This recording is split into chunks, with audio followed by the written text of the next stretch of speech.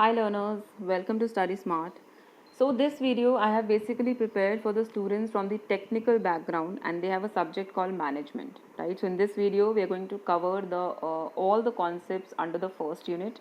This is a revision video, so I am going to quickly cover, we are going to brush up the concepts. We are not going to do the detailed explanation of each concept, but at the same time this video is really going to be helpful during your examination times. When you don't have much time and you want to revise everything quickly, I'm sure this video is really going to help you a lot. Fine, so let's quickly start with it. Principles of management. First of all, we have to understand what is management. Now, this is a woman, Mary Parker Follett, one of the first theorists of management. She gave a very classical statement, even today we use it. Management is the art of getting things done through people. Even today, if you study the lectures of management, they say management is managing men. And this is where the concept comes from. She was the first person who came up with this quotation that management is something that you need to know how to get the task done from other people. That is called management. A little more about Mary Parker Follett. She was an American social worker, a management consultant and philosopher, also called as the mother of modern management.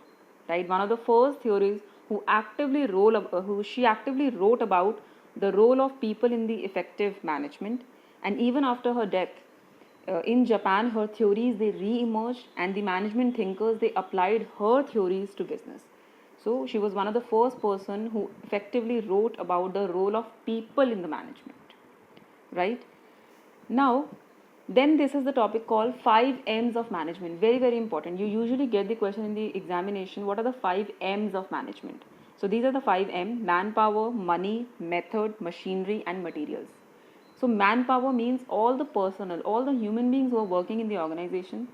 Money, all the financial resources that you have. Methods are all the techniques, all the theories, all the principles that we are going to see further. And machinery and materials basically refers to all the equipments that you have in the organization that you have to use.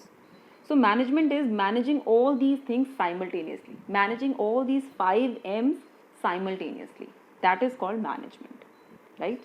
Now let's define management. Management is the effective and efficient utilization of human and material resources to achieve the enterprise objective. Now listen to this carefully. Effective and efficient. Effective is that you are giving better results every time. The results are improving. And efficient is that the results are improving by optimal utilization of resources in an economical way. So whenever you explain the definition, write the definition first, and then within the definition there are many points that you have to explain. So how will you do? You just define what is management, and then under the further points write effective and efficient. Utilization of human and material. Here you can explain all the 5 M's, because you have to utilize all the 5 M's. And why do you want to do that? Because you want to achieve the enterprise objective. That is called management. So these are some characteristics of management. Characteristics are what are the salient features. What is management? How do you understand management? So first is, it is a universal process. That means management is applied everywhere. Whichever organization you are working, there has to be management. Whether it's an educational institution, whether it's a production company, whether it's a sales company, marketing company, advertising company, whether you are working by yourself, whether you're a sole entrepreneur, management is something that has to be done. So it is a universal process. Management is creative. Yes, it is creative. It is something like art. We call management is both art as well as science. We have that point further. It is creative. Creative in the sense, everybody can learn what are the principles of management. Everybody can learn what are the theories of management. But how do you apply them? That leads to your creativity. It is a unifying force. Unifying force in the sense, I have explained, management is managing 5 M's, right? You have to manage those 5 M's simultaneously. They have to work together to achieve the organization objective. So it is a unifying force. You have to make everything united, right? It is a continuous process. It never ends. It never ends. It does not mean that you have achieved one objective, you are done. No. Management is something ongoing. In accounts, we have a concept called going concern principle. That means an organization is set up not for one task. It is set up for a complete lifetime. So it is a continuous process. Intangible, you cannot see management. We cannot touch management. It is not an object. So it's intangible in nature. Management is highly situational. That means what is going on right now, you have to decide how to manage that. Nobody can tell you that this management principle is applicable in every situation. No, it's not like that. Depending on the situation, you have to decide how you have to manage this. So it is very much situational in nature. Art as well as science. Now, art is something that varies from person to person, and science is something that the laws are same for everybody. So management, in the further slides, we are going to study some theories of management.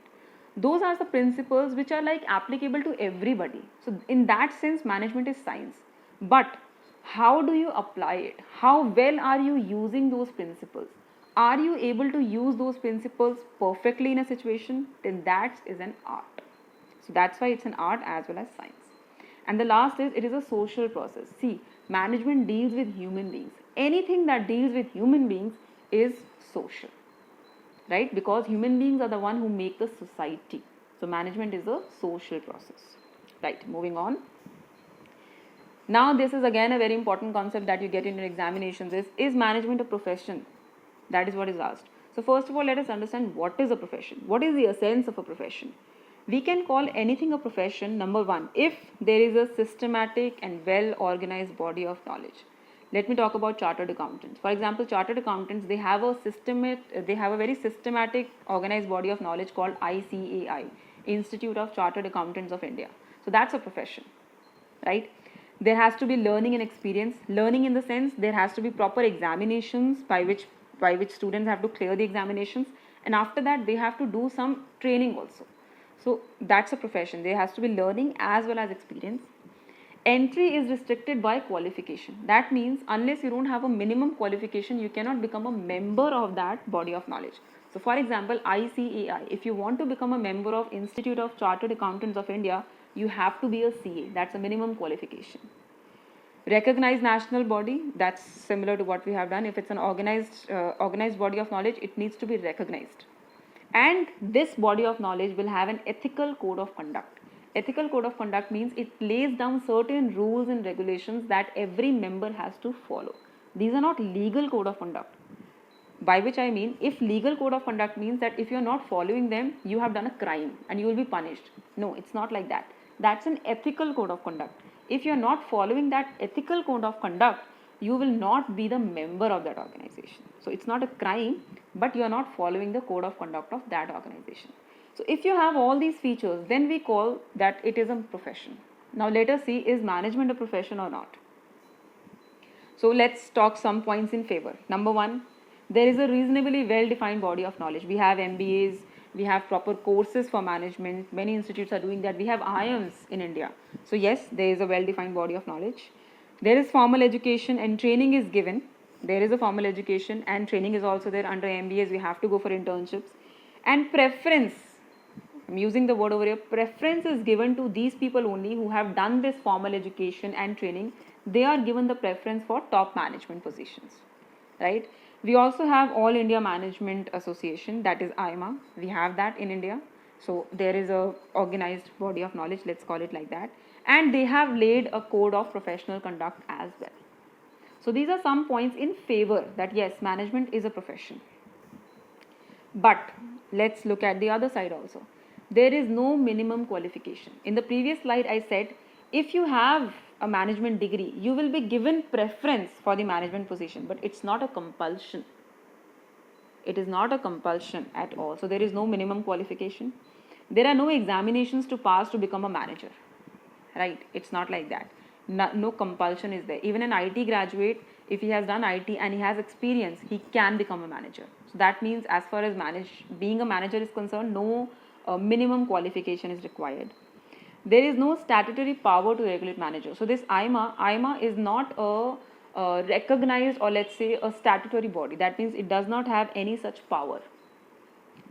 Membership with any association is not compulsory. It is not at all compulsory to be a member of IMA if you want to become a manager. It is not compulsory at all. So here we can say that yes, management is a profession, but it is not a full-fledged profession yet, right? Not just in India, everywhere, management is not a full-fledged profession. That is the conclusion, that is management a profession or not, right? Moving on, now we have a topic called levels of management. What are the various levels of management? So here I have mentioned there are 3 levels of management. Let's start with the bottom level, that is the lower level management, middle level management, and then we have the top level management. Many organizations you can see many other levels also, but broadly they can be categorized under these heads only. Let's understand what these levels of management are. Number 1, top level. Top level are the board of directors, the chairman, the CEOs. These people constitute the top level management. They have considerable power with them. These are the people who make long-term plans, right? They come up with the statements of vision and mission. What is the vision of the organization? What is the mission of the organization? They always see their organization like 5 years ahead, like 10 years ahead. They make long-term plans. These are the people who will appoint the middle level management, right? They will appoint the heads of any department. For example, accounts department head, these people will find out. They will hire executives. They provide direction and leadership. These are the leaders, right? These are the, let's say, the face of the organization. So let me give you some example. For example, let's talk about Reliance organization. So in Reliance organization, we only recognize them by a face of Ambani's. Now these Ambanis are the top level management, right? They are the CEOs, they are the directors, board of directors, they're the chairman. We recognize them by these faces. Of course, there are thousands of people working in that organization, but these are the face of the organization. They provide direction, they provide leadership, they make long-term plans. And these people have control over the finances.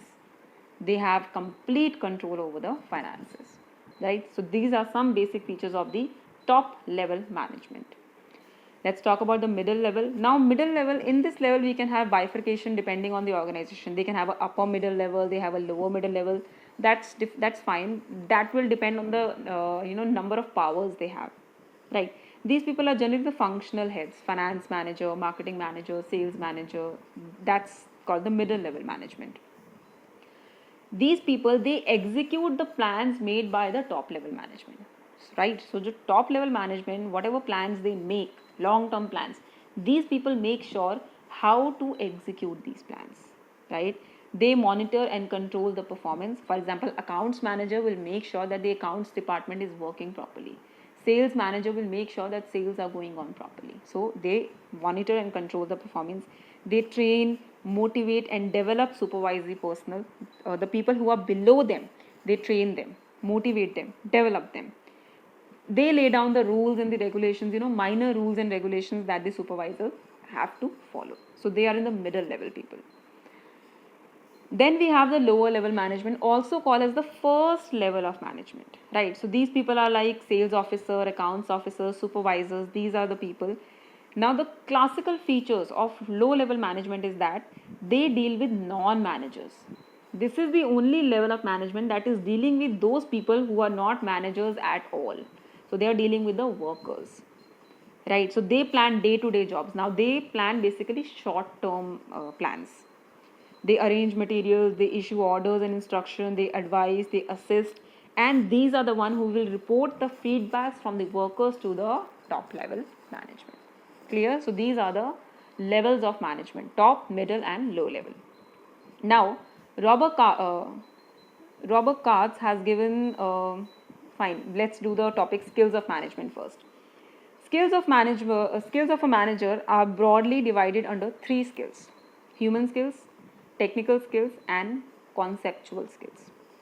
So let's talk about these skills one by one, and then we are going to do a model by Robert Katz where he has associated levels of management with the skills, right?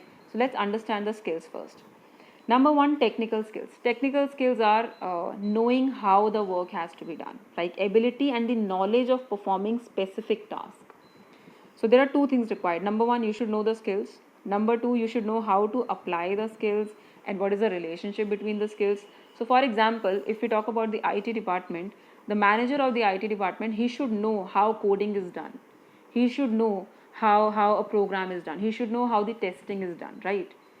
So that these are called technical skills. Actually having those skills and getting the work done, that is called technical skills. So there's a question, which level of management requires it the most? Definitely the low level management, or let's say a little bit of middle level management also requires these technical skills, because these are the people who have to get the task done. They actually have to get the task done. So they should have these technical skills. Moving on, we have human skills. Human skills are people skills. Ability to work effectively with the people.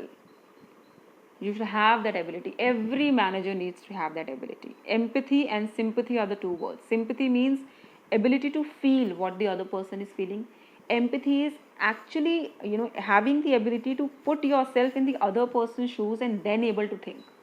So empathy is a higher level of sympathy. So these two things are something that a manager should have. And this skill is developed throughout the career. You can never say that I am perfect at human skills, because human beings are the most random variable in the environment. You simply cannot know how they are going to behave. So which level of management requires it the most? Actually every level of management needs to have the human skills. As simple as that. And last we have conceptual skills. Now concept, what do we mean by the word of concept? The idea, understanding the entire idea, able to visualize the entire picture, that is called concept. Far-sightedness, able to see long term. You are able to see what if the things that I'm doing today, what is going to be the effect after 5 years. That is called conceptual skills. Understanding the problem in all aspects. This is most required for decision making. If you want to take decisions, you need to have conceptual skills. So I have summarized over here. Technical skills is dealing with things, human skills is dealing with people, and conceptual skill is dealing with the ideas. So now, which level of management requires it the most? The top level management requires it the most, because here at this level you have to take long term decisions. You should able to visualize your organization completely. What is my organization overall doing? What is the overall growth of my organization? You need to have these skills specifically at the top level management. So these are the three skills required by a manager. Now, as I mentioned, Robert Katz has given this amazing model where he has clubbed the levels of management with the skills of the management. So here you can see top level management. So here you can see top level management, you require conceptual skills the most. Human skills are same in every level. And technical skills, like the least technical skills will work, because they don't have to do the task actually. They have to get the task done. So technical skills not very much required. Middle level management, now the conceptual skills are lesser required. Human skills remains the same. Technical skills are higher required now, right? And if we talk about the lower level management, they require mostly the technical skills. They should know how to do the work. Human skills are the same, and a little bit of conceptual skills are okay with this level. So conceptual skills is something that you learn over the time as you grow in the organization, right? So this was a topic of levels of management as well as the skills of management. Let's move ahead. Now we have the management process. Management is a process in the sense that it consists of several interrelated elements and functions. Now what is a process? Process is that there are many steps that you have to go through. That is a process. So management is a process in that sense, because there are many steps that you have to go through, or there are many elements that are required in management. It is not a one man's job, or it is not a one task job. As I said, it is continuous in nature. So let's understand management process. Now, this is called a management process.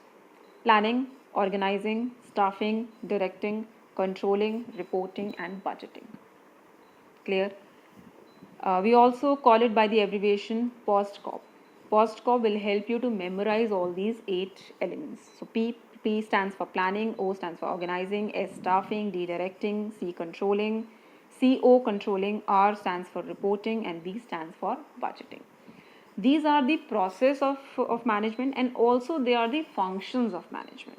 Whenever you are starting any task, you start with planning, then you organize things, then you find out the people who can do those things, Then you direct the people how the things are to be done.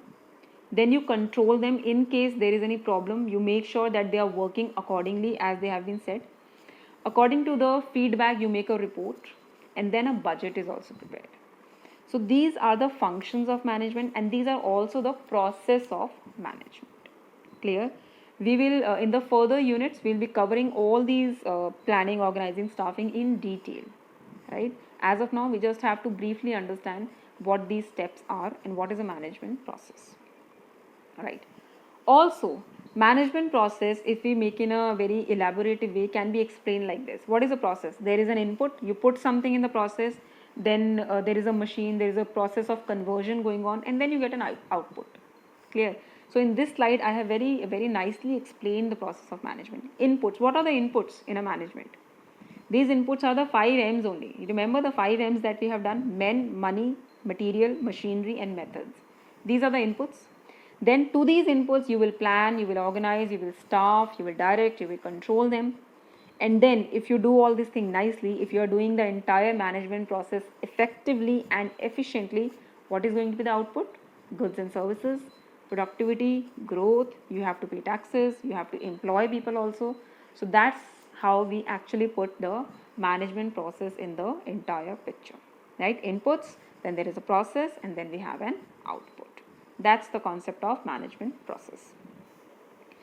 So here in this model, what we have done is we have explained at which level which function is required the most, right? In the examinations, you can get questions such as planning is mostly required at the top level management, comment, right? So you need to understand that at which level which function is required the most.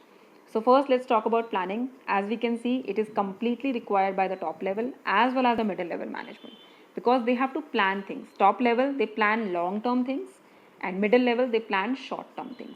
As far as the lower level is concerned, they basically execute the plans, right? So planning is a little less required. Similarly, organizing, major function of the top level management, and it is not very much required at the lower level. Staffing, top level will hire the people below them who will be the heads of various departments, and middle level people will hire the lower level management. So staffing is basically their functions only. The lower level management, they do not staff people, they do not hire people, right? Then comes directing. I mean, directing and controlling are two certain things. Like directing is telling a person to do that, telling a person what to do, and controlling a person like giving him that, okay, this has to be done like this only. That is directing and controlling. Now these two things are not done at the top level or the middle level management, because these people are already highly experienced, right? These people have done a lot of work. They know how to do the work. So they are given liberties, they are given the choices that do the work as per your choice, as per your vision, as per your intelligence. So directing and controlling is specifically required at the lower level management only. These are the people who do not have much experience. They need to be told how the work has to be done, and they need to be controlled as well. So that is how management function is required at different levels of management, right? Now comes the roles of a manager. What are the various roles of a manager? Again, a very important topic from the examination point of view. These are not the functions of a manager. These are the role of a manager. What role does a manager play? Right. Here I am going to explain you the model of Mintzberg. Mintzberg has given 10 roles of manager. We are going to understand each of all these roles very nicely. So it is a very useful framework that helps us to analyze and to understand the various roles of a manager. These are the 10 heads given by Mintzberg. These 10 roles has been classified under 3 heads, as you can see. First is the interpersonal role, then is the informational role, and then other decisional roles. Let's talk about the interpersonal role. Interpersonal, as we can understand, dealing with people. That is called an interpersonal role. So while dealing with people, manager behaves in 3 ways. Number 1, figurehead, then leader, then liaison. Figurehead, number 1. Figurehead is a manager has to perform his duty because he is a manager. For example, if a new employee is coming in the organization, so it is a duty of the manager to introduce him to the entire team, right? That is something. If a person is leaving the organization, then it is a manager's duty to greet him by, or to conduct a party for him, something like that. If a guest is coming in the organization, it might be the duty of the manager to hand over him flowers or introduce him to other people. These are called figurehead roles. He is doing things because he is a manager, right? That's called a figurehead. Leader, of course, manager has to behave like a leader. Leader is one person who makes other follow him. So manager should have that quality that people want to follow him. That's called a leader quality. And the last is liaison. Liaison is that a manager is a link. He always acts as a link between the top level and the lower level. That is again a role of a manager. So if a top level management is taking any decision, he has to convey that to the lower level people, right? Sometimes the decision might be that it is contradictory to anybody. So manager should have that skill, that how to present it to people, that people get convinced. Let's say, for example, if the top level management decides that we want to do a pay cut for the employees because the organization is facing losses. So now it is the role of a manager. He needs to have that skill, how to put that in front of the people, that people accept it, right? So these are the three roles which come under the head of interpersonal. All these roles are related to people, dealing with people, right? Then we have informational role. Sometimes manager has to perform certain duties as to giving the informations. Number one is called disseminator. Disseminator is releasing the information. Disseminator is like something has happened in the organization or a meeting has been conducted, something has been decided. So it is a role of a manager, it is a duty of the manager that he has to give that information to everybody. That is called a disseminator. Disseminating the information, distributing the information. Then we have spokesperson. Spokesperson are generally for the external organization. Whenever something happens, like let's say something has gone wrong with the organization, and outside in the external world, in the media, there's a lot of buzz. So the organization will release a statement, they will release some information. So a manager can do that. A manager will represent the organization and he will give some information to the media. That's called spokesperson. So if we understand the difference between disseminator and spokesperson, we can say as a disseminator, he releases the information within the organization. As a spokesperson, he releases the information outside the organization, right? And the last come monitor. I think all of you know who's a monitor. Monitor is some person in the class who manages the class and he gives the information to the teacher. Okay, this is what is going on in the class. Similarly, as a monitor, a manager has to manage the entire people who are below him, and then he gives the concerned information to the top level management. That's called a monitor role. So these three roles come under the informational role where the manager is giving the information.